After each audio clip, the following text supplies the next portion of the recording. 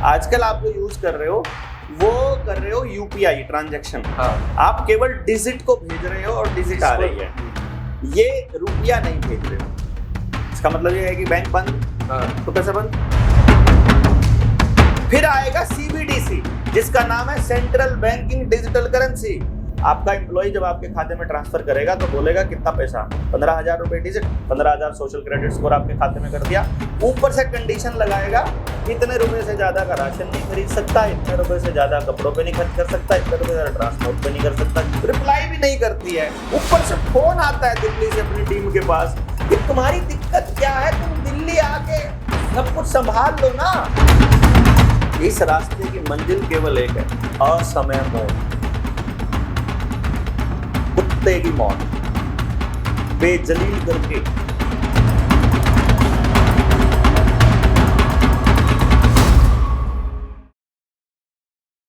अभी चांदी का सिक्का 1 रुपए का है जो आपने बताया, मान लीजिए ये करीबन 1500 के आसपास का समय होगा। ये तांबा का, मान लीजिए इसकी कीमत अभी अगर देखी जाए तो 10 से 12 रुपए हो सकती है इसको बनाने की कीमत। कागज है, इसको मान लेते हैं हम कि 5 रुपए छपाई लगती है, 3 रुपए लगता है मान लीजिए मोटा मोटा।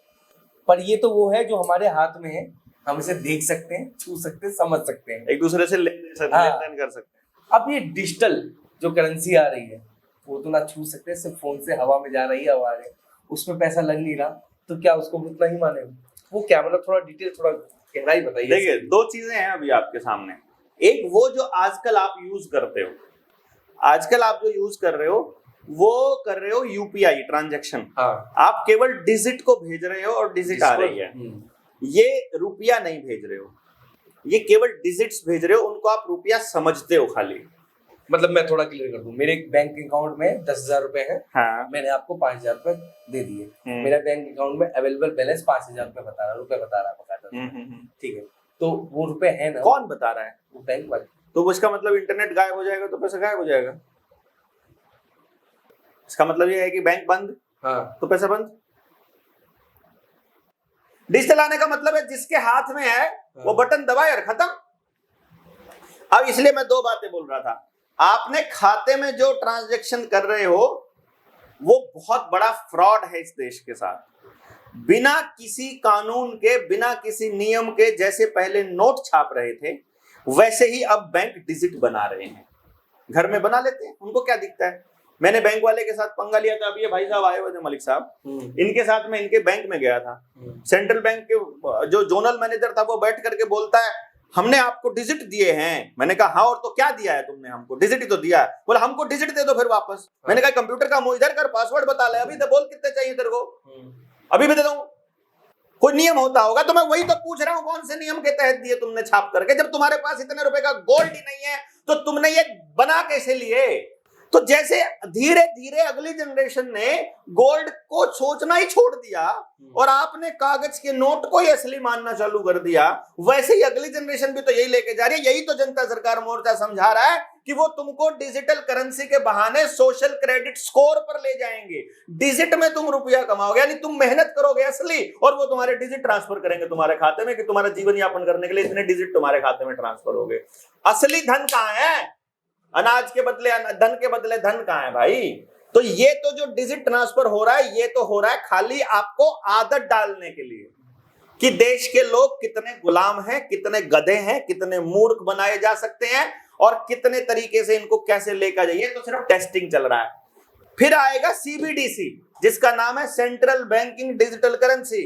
वो सीबीडीसी में बकायदा प्रोग्रामेबल रुपया आएगा, फिर इसी का डिजिटल रूप आएगा। मतलब थोड़ा इसको थोड़ा गहरे बताइए। सीडीबीसी क्या मतलब, थोड़ा विस्तार। अभी तक क्या है, आपके खाते में पड़ा है, आपके खाते में पड़ा रहेगा जब तक कोई साइबर अटैक नहीं आएगा या आप उसको ट्रांसफर नहीं करोगे या कोई और ट्रांसफर नहीं करेगा। ये भी नोट आपकी जेब में पड़ा है, जब तक पड़ा है पड़ा ही रहेगा। ऐसे ही सिक्के का है। लेकिन जब सीबीडीसी आ जाएगा, सीबीडीसी की सबसे बड़ी खासियत क्या है? सबसे पहली बात, रियल टाइम में आपको ट्रेस किया जा सकता है। यानी अभी मैंने आपको दिया, 1 सेकंड में पता लग जाएगा वहां एल्गोरिदम में कि भैया अभी अभी देवेंद्र ने शुक्ला जी को पैसा दिया। ये तो पहला नंबर है।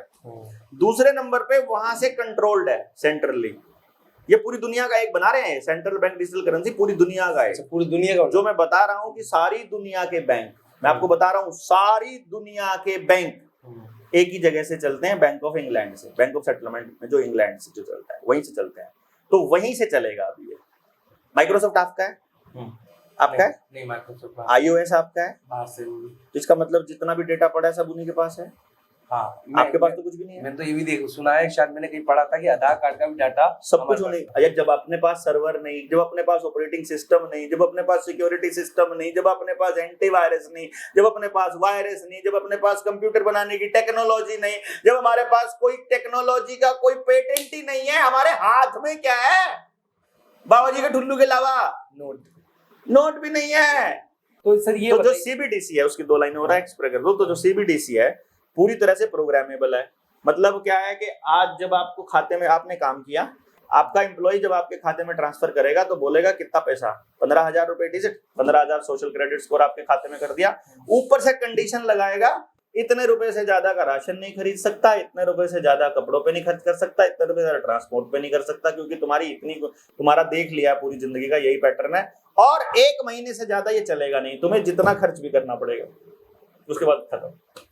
यानी ये जो असल खत्म होने वाला प्रोसेस है वो अब चालू होगा। कि जैसे मैंने आपको कहा था कि ये तो शुरुआत है, ये शुरुआत है। अभी तो आपने देखा कि अरे सरकार के खिलाफ बोलने वाला देवेंद्र बलारा के पास बैठा था, मोबाइल की लोकेशन बता रही है, दोनों इकट्ठे घूम रहे थे एक ही बाइक के या एक ही कार के अंदर। अच्छा लो जी बंद कर दो, आप अकाउंट में जाओगे, अरे पैसे नहीं है, अरे तुम उसके साथ कैसे चले गए भैया? सरकार के खिलाफत करने वालों के आपका रुपया, आपका पैसा, आपकी मेहनत सब कुछ कंट्रोल करने के लिए ही सीबीडीसी आ रहा है, central bank digital currency, central bank का। मतलब जो हम सोच भी नहीं सकते। तो ये बताइए अब ये हालात सुधर सकते कि नहीं? पब्लिक को जानकारी हो जाए, वो अपने रुपए का हिसाब मांग ले। आपके हिसाब से कितने लोगों को पता होगा, भारत में कितने % लोगों को पता होगा? देखो हमारी जो देश की पॉपुलेशन है या किसी भी देश के अंदर बहुतायत, मतलब करीब करीब 85 से 90% लोग ऐसे होते हैं जो किसी बात को वो मान लेते हैं ना, तो बस वो मान लेते हैं, अरे चलने दो ना यार, तुम्हें क्या फर्क पड़ता है, ऐसे ही चलती है दुनिया, पहले भी खूब आए क्रांतिकारी, किसने क्या उखाड़ लिया, काइंड ऑफ। अभी ये देवेंद्र बोलने लगा, तो अभी जो वो मानते हैं, जिसको रुपया मान रहे हैं वो मान रहे हैं। एक तो ये चांदी वाला लेके चले जाओ, पहले तो उनकी आंख खुलेगी तब। दूसरा एक काम कर दो, ज्यादा कुछ नहीं करना, 10 रुपए का नोट बैंक में चले जाओ लेकर के, और ओरिजिनल एप्लीकेशन के साथ बैंक मैनेजर को रिजर्व बैंक के नाम एक चिट्ठी दे दो। रिजर्व बैंक के नाम होगी गवर्नर के नाम, उसमें लिखा होगा जी गवर्नर साहब आपने इस पे प्रॉमिस लिखा हुआ है कि मैं धारक को 10 रुपए अदा करने का वचन देता हूँ, मेरा ये 10 रुपए का नोट है, इसकी फोटो स्टेट तो मैंने रख लिया है, ये मैं ओरिजिनल आपको दे रहा हूँ, तो ये नोट अपने पास रख के और मुझे मेरे 10 रुपए दे दो। 10 रुपए तो लेने के हकदार है ना, 10 रुपए मांग लो, देख लेते हैं सरकार कौन से 10 रुपए देती है। पहले तो मुझे मैनेजर ही डांट के भगा देगा बाहर। नहीं भगा सकता ना, अगर आपको अकेले को भगा दे तो 4 लोग चले जाओ, 4 को धमका दे तो 40 चले जाओ। आप कोई गलत चीज मांग रहे हो क्या? नहीं, मैं तो आप विधि पूर्वक अपना अधिकार मांग रहे हो। देश की जनता हो, देश की जनता के नाम पे गवर्नर ने प्रॉमिस दिया हुआ है कि मैं तुम्हें 10 रुपए अदा करने का वचन देता हूँ, 10 रुपए लेकर के चले जाओ, ज्यादा नहीं करो, 30 रुपए ले जाओ। 30 रुपए में 2 तोले सोना तो आएगा ही, एक ठीक है। अगर वो मना कर दे तो मैनेजर फंस गया, अगर उसने ले लिया, अब आरबीआई के हाथ में चली गई बॉल। उसमें ये भी लिख दो कि अगर आपके पास नहीं है तो इसकी अथॉरिटी नहीं है तो आप उस ब्रांच को भेज दो जिसके पास अथॉरिटी हो, बस मुझे मेरा पैसा चाहिए, बात खत्म। इशूइंग ब्रांच को भेजना होता है ये। अब आपका नोट चला गया, वहां पर देनदारी बनती है उनकी, या तो कोई चिट्ठी लिखेंगे।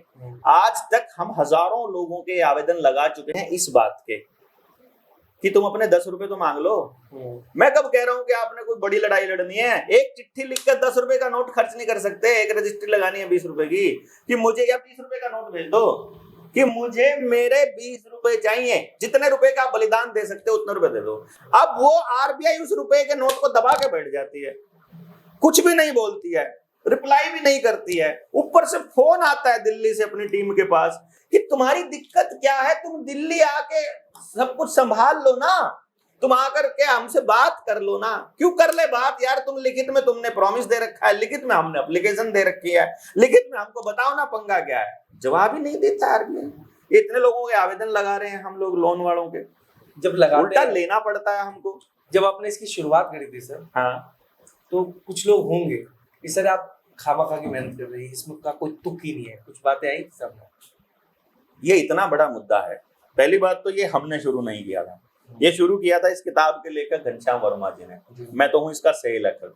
वो भी उन्होंने इतना सहयोग दिया कि भाई मोर्चे के अंदर आप लोग मेहनत कर रहे हो और आपने जो मेहनत करके पूरे समाज को जगाया है, और जो कुछ जगह पर मैं उनके साथ रिसर्च में गया था उसको सम्मान देते हुए उन्होंने हम लोगों को ये सम्मान बख्शा है।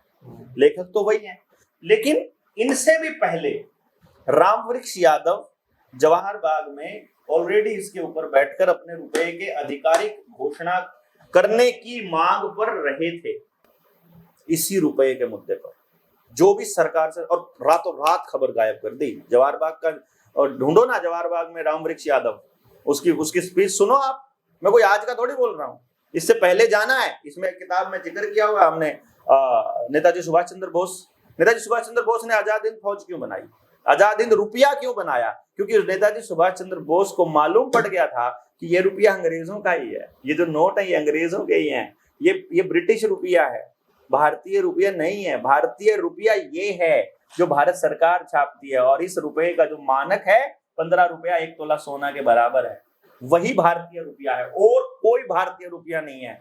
जिस नोट के बदले में आपको गोल्ड नहीं मिल सकता वो रुपया नहीं है, चाहे सीबीडीसी हो, चाहे डिजिटल करेंसी हो, चाहे मैं अपनी बस बात खत्म करने की फिराक में हूँ। बस लास्ट एक सवाल पूछ लूँ आपसे कि जिस राह पे आप निकले हैं, लगता है उसकी मंजिल करीब है या मंजिल है ही नहीं, या मंजिल बहुत दूर है? इस रास्ते की मंजिल केवल एक है, असमय मौत,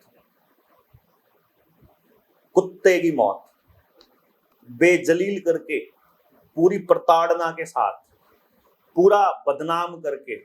क्योंकि अगर जो इसी तरह से लड़ते लड़ते हम लोगों को खत्म कर दिया तो भगत सिंह और की तरह मूर्ति छप लग जाएगी हर जगह पर, हर चौराहे पर।